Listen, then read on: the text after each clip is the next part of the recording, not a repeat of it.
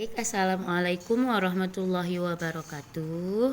Apa kabar anak-anak ustazah? Semoga semua sehat-sehat selalu dan selalu dilindungi Allah. Amin ya robbal alamin.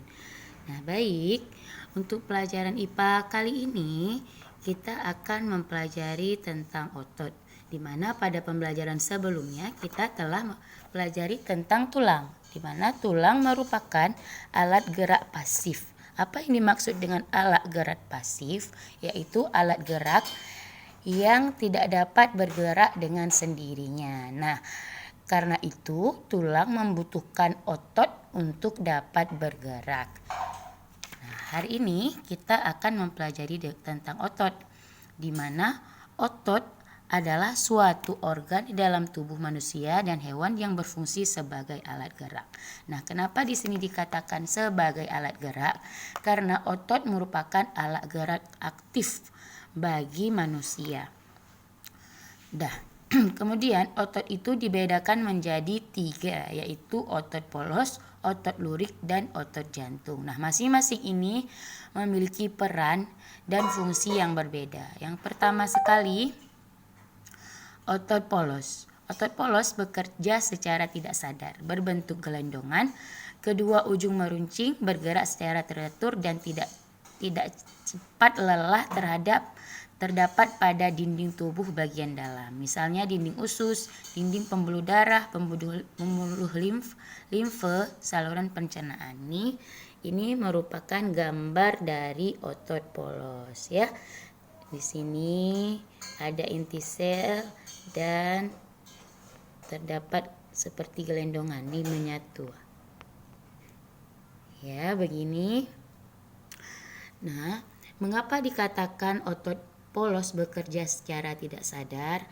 Nah, maksud dari bekerja secara tidak sadar ini, otot polos ini bekerja tidak ditentukan oleh otak, artinya tidak diperintahkan oleh otak. Nah, otot polos ini bekerja terus-menerus. Contohnya seperti di dalam lambung kita.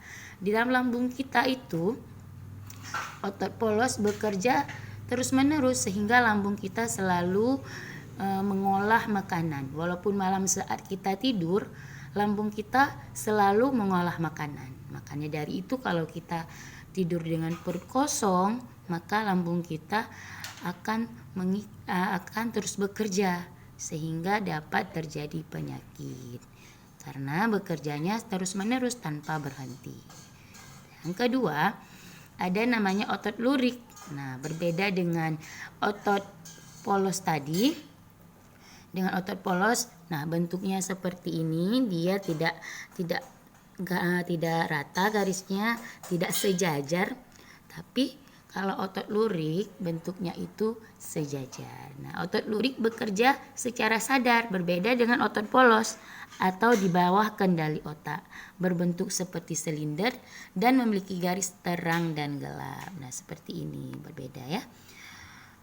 Nah, otot lurik ini disebut juga dengan otot rangka. Mengapa otot lurik disebut dengan otot rangka? Karena otot lurik ini terdapat pada rangka. Jadi kenapa kita dapat bergerak? Karena rangka dapat bergerak karena adanya bantuan dari otot lurik ini. Sedang tadi otot polos terdapat di anggota bagian dalam seperti lambung, saluran pencernaan dan lain sebagainya, sedangkan otot lurik ini dia hanya terdapat pada rangka manusia. Ya. Kemudian yang ketiga ada namanya otot jantung. Nah, otot jantung ini hampir mirip dengan otot lurik. Namun, otot jantung ini dia bercabang. Tadi kalau kita lihat otot lurik dia tidak bercabang, dia lurus, sedangkan otot jantung ini dia bercabang-cabang ya. Ini bentuk otot jantung mirip seperti otot lurik namun bercabang-cabang.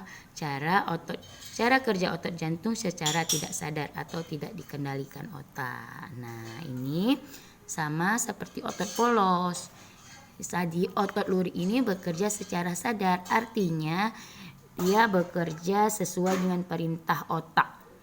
Misalnya kita mau berjalan ke depan, maka otak memberikan perintah bahwa jalan ke depan, sehingga otot lurik ini baru dapat bekerja untuk jalan ke depan. Begitu juga selanjutnya. Sedangkan otot jantung ini sama seperti otot polos, dia bekerja secara tidak sadar. Jadi bekerja ini tanpa perintah otak, misal di jantung kita. Jadi detak jantung kita itu bekerja terus menerus. Misalnya tidak ada detak jantung, pasti kita akan meninggal. Karena makanya dari itu Allah membuat otot jantung ini bekerja secara tidak sadar. Artinya jantung kita ini selalu berdetak, tidak pernah berhenti. Nah, jika otot jantung berhenti, maka jantung pun akan berhenti berdetak sehingga manusia tidak dapat hidup. Ya. Sedangkan fungsi otot itu yang pertama yaitu menggerakkan tulang untuk melakukan gerakan tubuh. Ya, sudah jelas sekali seperti yang Ustazah jelaskan sebelumnya. Yang kedua, menjaga bentuk dan keseimbangan tubuh. Yang ketiga, menggerakkan organ dalam secara tidak sadar. Ada juga yang sadar seperti tadi otot rangka. Ya, sekian dari Ustazah, lebih dan kurang Ustazah minta maaf. Assalamualaikum warahmatullahi wabarakatuh.